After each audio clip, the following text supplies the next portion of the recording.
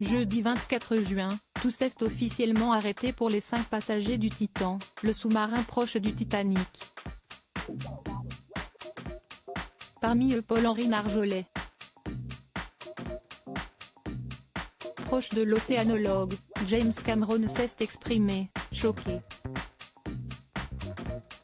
Le jeudi 24 juin, tous est officiellement arrêté pour les 5 passagers du Titan, le sous-marin proche du Titanic.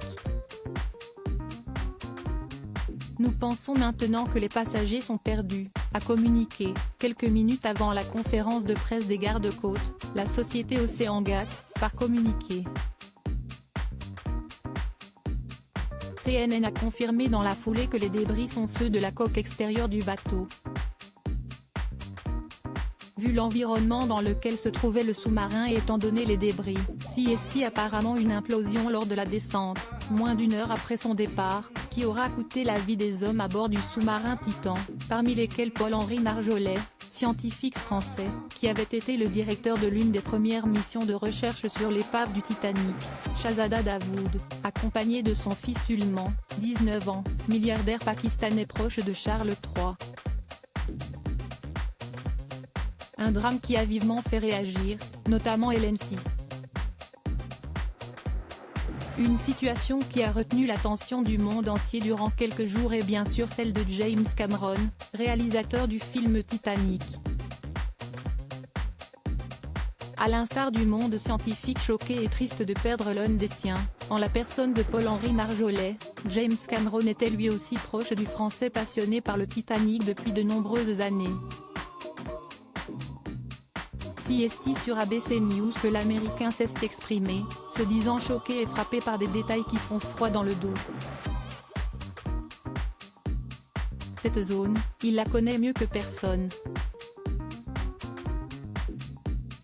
Il faut dire que pour réaliser l'inoubliable et indémodable Titanic, 1997, qui a propulsé Leonardo DiCaprio et Kate Winslet au rang de star, il l'a longuement étudié.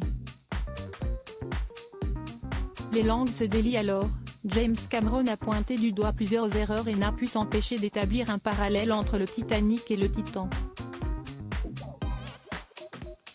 Je suis frappé par les similarités avec le désastre du Titanic, où le capitaine était constamment alerté à propos de la glace devant son navire, et qui, a foncé à pleine vitesse dans un champ de glace par une nuit sans lune, a-t-il fait savoir. Beaucoup de gens sont morts au final et dans une tragédie très similaire, où les avertissements ont été ignorés à l'exact même endroit. Designer en sous-marin, James Cameron a révélé que beaucoup de gens dans la communauté concernée par ce sous-marin ont écrit des lettres à la société, OceanGate, pour dire que leur travail était trop expérimental pour transporter des passagers et qu'il avait besoin d'être agréé.